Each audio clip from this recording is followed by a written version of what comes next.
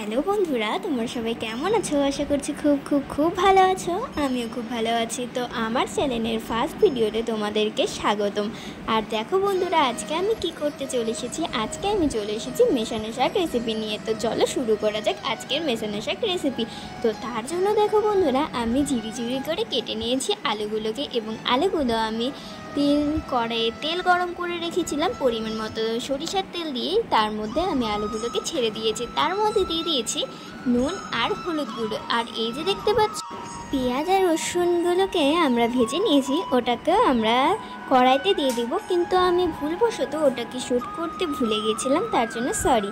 But কোনো ব্যাপার না, তোমরা দিয়ে দিও।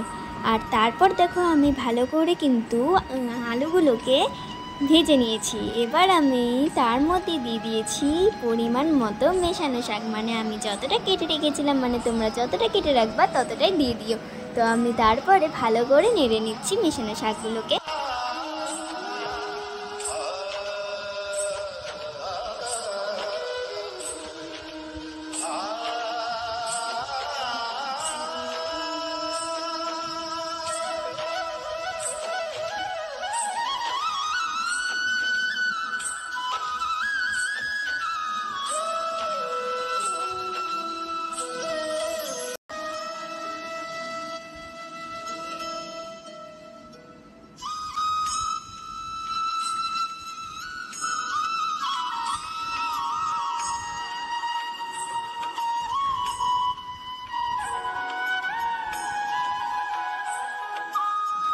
তো এবার দেখো বন্ধুরা, আমি নুন আর হলুদ গুঁড়ো দিয়ে ভালো করে নেড়ে নেব শাকটা।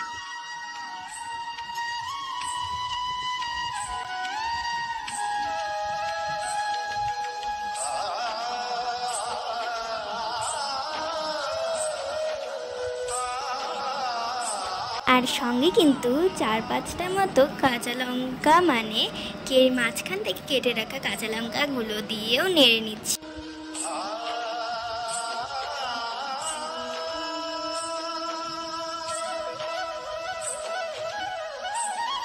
তো বন্ধুরা, তারপর আমি পরিমাণ মতো জল দিয়ে এই শাকটাকে ঢেকে রেখে দিলাম।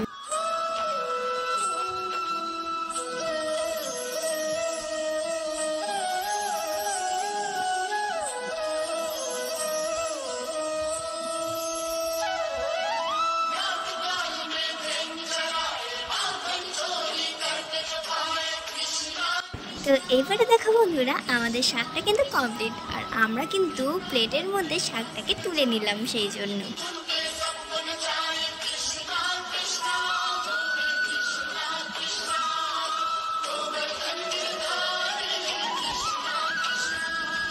তো চলো বন্ধুরা, আজকে আমার রেসিপি এইটুকুই। দেখা হচ্ছে আবার নতুন কোনো এক রেসিপিতে। তো চলো, টাটা, বাই বাই। তো যদি ভিডিওটা ভালো লেগে থাকে, লাইক কমেন্ট শেয়ার করে দিও। আর এরকম নতুন নতুন রেসিপি দেখার জন্য সাবস্ক্রাইব করতে ভুলো না। তো চলো, বাই, লাভ ইউ অল।